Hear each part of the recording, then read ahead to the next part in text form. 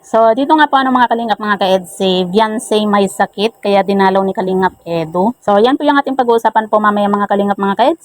Pero bago po natin ipagpatuloy ang video ito sa mga bago pa lang po sa ating munting channel, huwag po natin kalimutang suportahan ang ama ng Kalingap, Kuya Val Santos Matubang at Kalingap Rob. At paunawa panoorin po muna ang full video bago mag-comment para malaman ang nilalaman nito.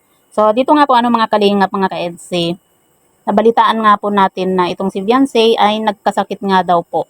Dahil alam naman po natin na hindi po biro yung maglipat po lalo na po at napakarami po nilang gamit. At yan nga po mga kalingap mga ka-EDC, sumakit nga daw po yung ulo po ni Beyonce. Kaya isa rin po yan siguro sa dahilan kaya hindi po nakapunta si Beyonce nga po sa velvet box model. Pero ganun pa man mga kalingap, masaya pa rin po tayo na kahit hindi po nakapunta itong si Beyonce, nabigyan din po ng pagkakataon yung ibang mga kalingap angels.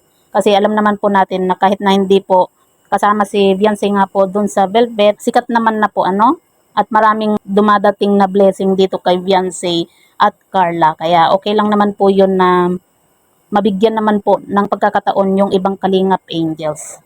Pero syempre hindi natin maiwasan na nagtatampo rin po talaga yung mga EDC fans dahil nga po sa nangyaring botohan. Syempre nag-effort din po sila, 'di ba?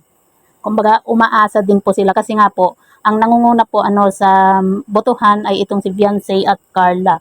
Kaya marami po yung nagtampo dahil nga po sa hindi naman po nangyari kung ano man po yung napagbotohan nga po Pero yun nga po mga kalingap mga ka-EDC, masaya pa rin po tayo dahil nga po sa dalawang tulog na lang, cutting ribbon na po ng bahay po nila Beyonce.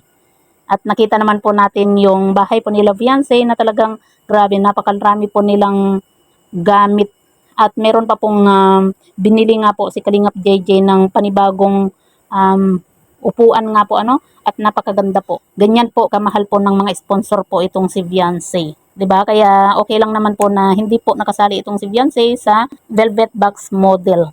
Kasi marami naman pong blessing na dumarating po dito kay Beyonce at malay po natin 'di ba?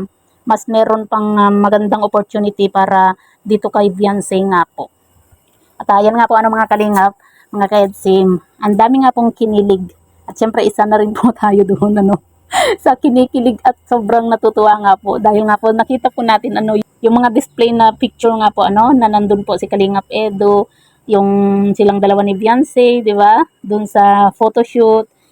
Kaya marami po yung kinilig nga po kasi kumbaga part na po talaga si Kalingap Edu sa family ni Beyonce, o di ba? Sana all At ayan nga po mga kalingap mga ka-EDC, dinalaw nga po ni Kalingap Edu itong si Beyonce doon sa bagong bahay nga po. Kasi nga po napag-alaman din po natin na nagkasakit nga po itong si Beyonce sa sobrang pagod po sa kanilang paglilipat.